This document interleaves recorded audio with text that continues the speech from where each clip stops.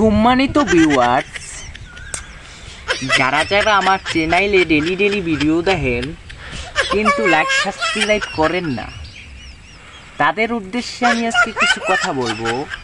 আর main কথা হচ্ছে, আমি এখানে ভিডিও নিয়ে আসতাম না, আমাকে আবার টক শোতে ডাকছে, ডেলি প্রতিদিন আমাকে ফোন করে তারা। আবার সাদ্দামাল ফোন করছে আমার সাথে তুমি একটা অভিনয় করো। আবার সাকিব খান আছে, সাকিব খান আমাকে ফোন করে বলতেছে যে তুমি তো তুফান শোতে মেয়া ফাটাই ফেলছো। তখন আমাকে বলতেছে তুফানের কায়দায় আরেকটা তুফানের রাইতে ভূত একটা সিনেমা করবে, সেই সিনেমায় আমাকে প্রধান ভূমিকা রাখবে নায়কের জায়গায়। কিন্তু সাকিব খানকে আমি রিজেক্ট করে দিচ্ছি, কারণ এখানে আমার একটা ইউটিউব চ্যানেল আছে, যেহেতু আমি আরেকজনের ইন্ডাস্ট্রিতে ঢুকবো কেন, তাই না? এখন মেইন কথা হচ্ছে, আপনাদের কারণে আমি ভিডিওটা নিয়ে আসি সম্মানিত ভিউয়ার্স। কিন্তু আপনারা ভিডিওটা দেখা সবাই উপরের দিকে ঠেলা মারেন, বুঝছেন? আপনাদের দোষ হচ্ছে এইটা। এরকম করা যাবে না। আমার চ্যানেলটাতে একটা গুঁতো মারিয়ে সাবস্ক্রাইব করে দেবেন।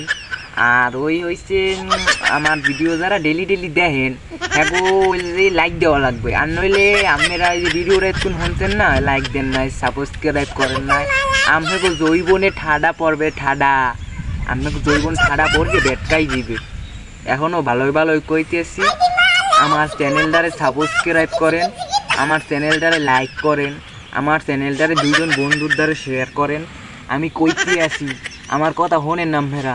এই যে ভিডিওটা দেখতে উপরের দিকে যে ঠেলা দিয়ে কাটি গেছেন না, হ্যাঁ জৈবনের ঠাডা পড়বে। আর যারা ভিডিওটা দেখতে আসেন না এখন, হ্যাঁ গো জৈবনের উদ্ধার আমি উদ্ধার করে দিন।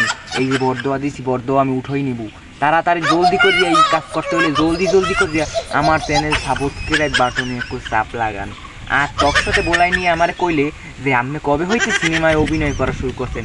তো আমি এখানে বললাম, দেখেন এটা তো আমার কিছু করার নাই, এখানে আমার নিজে সাকিব খান ফোন দিয়ে আমার নিয়ে অভিনয় করতে দিয়েছে।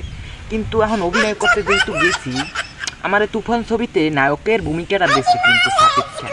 আমার কইতেছে ভাই আমি এনে বসেন, আমি পাশে অভিনয় করব, লাগলে সামনের সিনেমায় আমি অভিনয় করব, কিন্তু এই এই ছবিটায় আপনি অভিনয় করেন ভাই। আমার ঠ্যাং ধরে সে চিৎকারাই করছে। এরপরে সাদ্দামাল বলতে আছে যে ভাই আপনার মতো অভিনয় কেউ করতে পারে না। সম্মানিত ভিউয়ার্স, কথাগুলো শুনবেন, আপনার মতো অভিনয় কেউ করতে পারে না। সেই কারণে আমিও চিন্তা ভাবনা করে দেখলাম অভিনয় করা যায় কিনা। শেষমেশ আমি রিজেক্ট করছি। এরপরে সাদ্দামাল আর সাকিব খান আমার ঠ্যাং ধরে ঝুলে পড়ছে, তো তাদেরকে আমি আর না বলতে পারি নাই। তো সামনের বিষয়ে অনেক কিছু বলছে আমাকে টক শোতে, সেগুলো এত কিছু বলা সম্ভব না। পরে এক টাইম আপনাদের কাছে বলবো। কিন্তু যারা এখনও সাবস্ক্রাইব করেন নাই, তাদের জৈবনে ঠাড়া পড়বে। আর যারা সাবস্ক্রাইব করছেন, তাদের কাছ থেকে আমি বরদোয়ারা তুলে নিলাম। সে সম্মানিত ভিউয়ার্স, আজকের মতো